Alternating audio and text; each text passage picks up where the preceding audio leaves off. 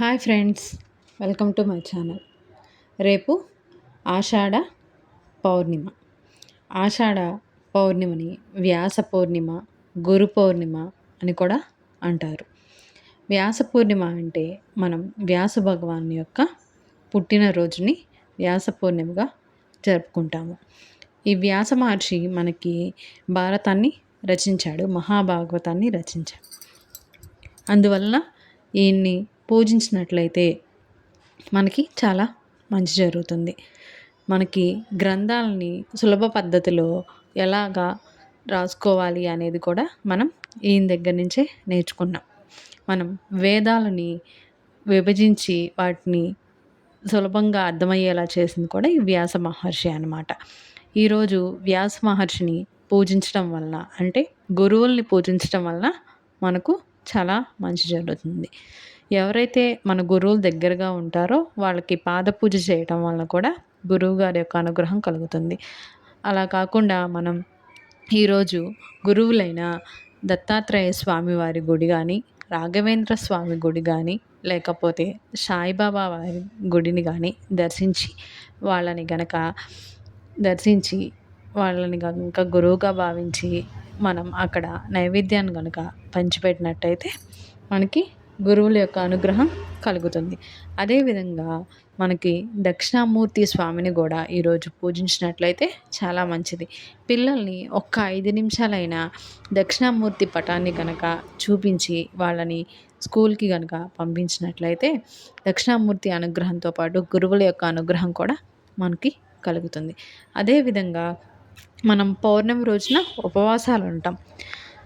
కార్తీక పౌర్ణమి రోజున కానీ, లేకపోతే ఇంకా మామూలు పౌర్ణమి రోజుల్లో ఉదయం పూట ఉపవాసం ఉండి రాత్రిపూట చంద్రోదయం అయిన తర్వాత అన్నం తింటాం. అదేవిధంగా ఈ పౌర్ణమికి కూడా ఉపవాసం ఉండగలిగితే ఉపవాసం ఉండొచ్చు. ఉదయం పూట మాత్రం గురువుల్ని పూజించడం, ఆషాఢ మాసం కాబట్టి లక్ష్మీదేవికి కూడా ప్రీతికరమైనది. ఆషాఢ మాసంలో గురువారాలు లక్ష్మీదేవికి చాలా ప్రీతికరమైనది. ఉదయం పూట గురువుల్ని పూజించి సాయంత్రం సమయంలో లక్ష్మీదేవిని పూజించి అమ్మవారికి ప్రీతికరమైన పాలతో చేసిన పాయసాన్ని గనక అమ్మవారికి నివేదించి చంద్రోదయం అయిన తర్వాత ఇంటిల్లిపాది తీసుకోవడం వల్ల లక్ష్మీదేవి యొక్క అనుగ్రహం కూడా మనకి కలుగుతుంది. అదేవిధంగా ఈరోజు షిరిడి సాయిబాబా వారి గుడిని కానీ దర్శించడం చాలా మంచిది. గురువారంతో కూడిన పౌర్ణమి వచ్చింది కాబట్టి మనం దుని దగ్గర గనక నవధాన్యాలను గనక సమర్పించినట్లయితే చాలా మంచిది. అదేవిధంగా టెంకాయను కూడా తీసుకొని దీని చుట్టూ ప్రదక్షిణ చేసి దీనిలో గనక ఉంచినట్లయితే మనకి సాయిబాబా వారి అనుగ్రహం కలుగుతుంది. అదేవిధంగా మనకు విష్ణుమూర్తి ఏ విధంగా అయితే తొలి ఏకాదశి నాడు నిద్రలోకి వెళ్తాడో, అదేవిధంగా శివుడు కూడా ఈ రోజున గురు పౌర్ణమి రోజున నిద్రలోకి వెళ్తాడన్నమాట. శివుని ఆరాధించడం కూడా, శివుని కూడా ఈరోజు పూజించినట్లయితే మనకు శివానుగ్రహం కలుగుతుంది. ఈ విధంగా గురువారంతో కూడిన పౌర్ణమిని మనం పౌర్ణమి కలిసి వచ్చింది కాబట్టి షిరిడి సాయిబాబా వారి అనుగ్రహంతో పాటు మనం గురువుల యొక్క అనుగ్రహం కూడా పొందుదాం. అంతేకాకుండా పౌర్ణమి రోజున సామూహికంగా సత్యనారాయణ స్వామి వ్రతాలు చేస్తూ ఉంటారు.